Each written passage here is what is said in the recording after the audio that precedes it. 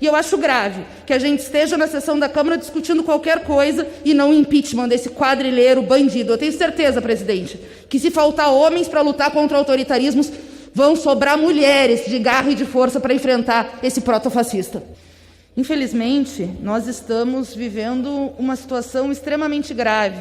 E mesmo um assunto muito importante como o FIES acaba ficando secundarizado diante da gravidade da situação política no nosso país, em que a quadrilha do Bolsonaro, felizmente, está sendo cada vez mais cercada.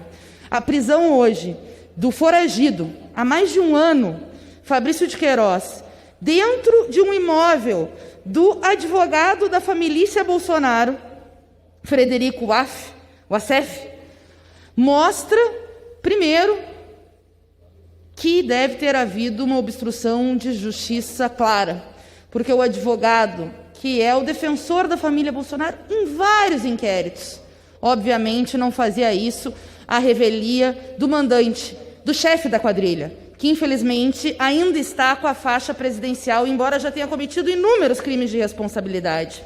Nós exigimos e lutaremos para que essa prisão signifique o esclarecimento e a investigação profunda, o desbaratamento da verdadeira quadrilha, que vai muito além da rachadinha, que vai muito além da lavagem de dinheiro, que vai muito além do que tem de mais sórdido, do mais profundo e nojento esgoto da política brasileira, que é usar dinheiro da rachadinha para pagar a mensalidade das filhas do Flávio Bolsonaro, pagar as contas da Michele Bolsonaro e tanto mais.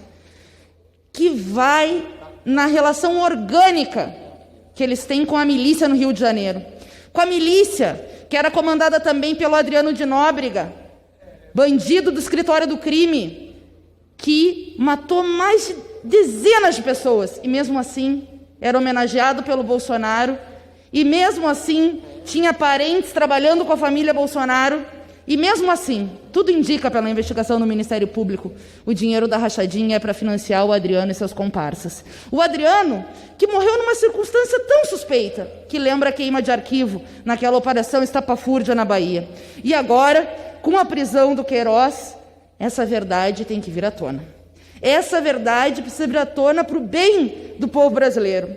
Do povo, infelizmente, um setor grande dele, que foi enganado na campanha eleitoral, quando esse miliciano dizia que ia combater a corrupção e, na verdade, não só não combater a corrupção, como usa a corrupção mais baixa e mais vinculada com o que é pior do crime organizado.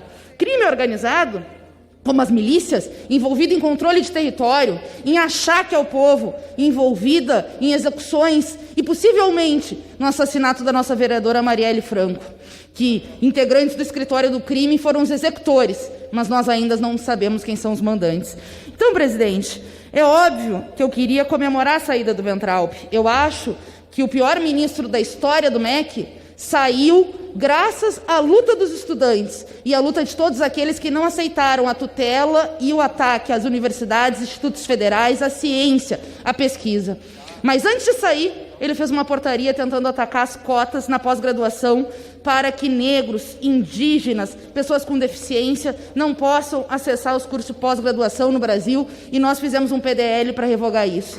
E para concluir agora, Marcos, mesmo que eu tenha receio de quem entre, e nós gostaríamos que entrasse alguém comprometido com a educação, nós estamos numa pandemia brutal. A educação, obviamente, teve que suspender as aulas para que não haja contágio, e o MEC não fez nada. Não orientou, não criou grupos de formação dos professores, não mandou computadores para que se possa pensar a forma de dirimir o impacto da pandemia nas famílias de mais baixa renda.